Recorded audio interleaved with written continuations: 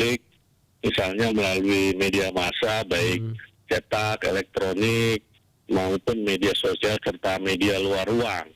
Ya, tetapi yang sekarang sedang kita persiapkan sungguh-sungguh adalah keberadaan media center. Ya, media center kita rencanakan menyiapkan media center di Hotel Bintang Flores. Ya, kapasitasnya sekitar 300-an wartawan begitu. Nah, kemudian juga kita sedang mempersiapkan pengelolaan website, termasuk di dalamnya adalah registrasi buat media. Ya, kira-kira seperti itu. Jadi memang kalau dari sisi komunikasi publik bisa dikatakan bahwa persiapan baru sekitar ya 50-60%, ya, karena kita sedang menyiapkan media center. Media center ini kan sangat penting ya. Kalau website sebetulnya sudah siap, ya nanti mulai tanggal 1 kita sudah mulai menerima registrasi wartawan baik dalam negeri maupun luar negeri begitu. Oke, baik.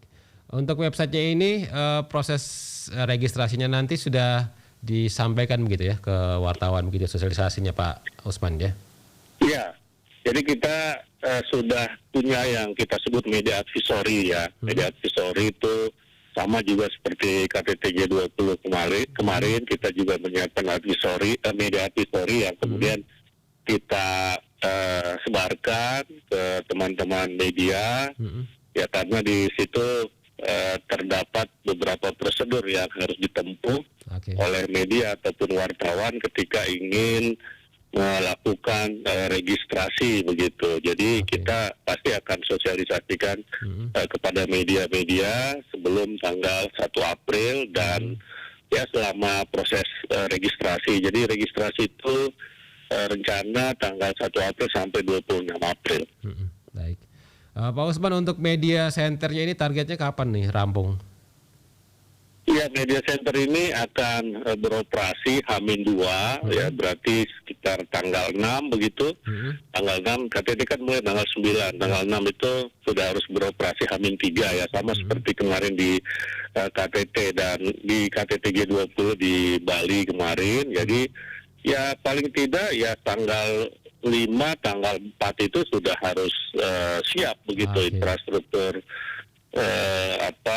infrastruktur media centernya secara keseluruhan ya, baik infrastruktur fisik ya misalnya booth, misalnya tempat working space ya, maupun juga infrastruktur telekomunikasinya karena venue-venue ini dihubungkan dengan jaringan internet ya, karena memang kan nanti tidak semua wartawan bisa meliput di venue-venue utama kecuali official media ya, artinya media yang menempel dengan kepala negara begitu. Acaranya besok di Labuan Bajo KTT itu bulan Mei ini kan ada di 2 tempat, Meruorah dan Ayana ya. Jadi nanti kita harapkan ya semuanya rampung ya pada tanggal 4 ataupun 5 Mei. Oke, baik. Pak Usman, untuk media-media yang tidak menempel dengan kepala negara begitu, apa nanti ada akses khusus yang diberikan begitu Pak Usman? Ya, tentu saja mereka punya akses khusus ya, jadi bisa mengikuti kepala negara baik KTT, kemudian jamuan makan, retreat, begitu, ataupun ya kalau ada peninjauan misalnya ke Pulau Rinca ya, semua media official media ini bisa mengikuti dan meliput begitu. Selain juga nanti ada host broadcast ya, host broadcast ini yang kemudian menyiapkan dan juga mengirimkan gambar dari venue itu ke media center. Ya. Oke, baik. Dan Pak Usman, ini terakhir saya mau konfirmasi juga ini terkait dengan layanan internet yang ada di Labuan Bajo nanti. Ini itu 4G atau 5G Pak Usman ya?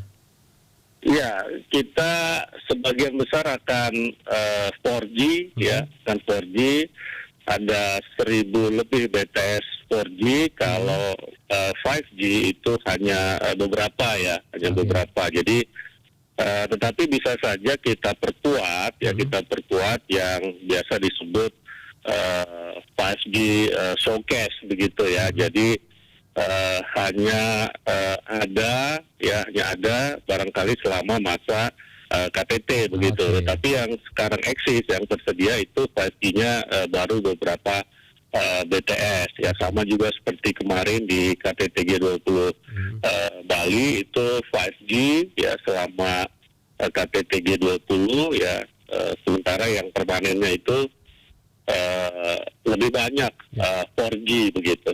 Oke, dan kualitas layanannya sudah dimonitoring bagus semua begitu Pak Usmannya di sana? Iya, kita itu akan menjadi tanggung jawab Direktorat Jenderal PPI. Ya, PPI dia akan mengerahkan biasanya itu mobil-mobil monitoring frekuensi ya untuk menjaga stabilitas layanan internet begitu. Itu biasa kita lakukan ketika ada event-event besar ya. Terakhir kemarin kita mengerahkan mobil monitoring itu waktu penyelenggaraan F1 Powerboat di Bali G, Toba, Sumatera Utara. Oke. Jadi sudah punya pengalaman ini, sudah banyak event-event internasional yang diselenggarakan di Indonesia begitu Pak Usman ya. Oke.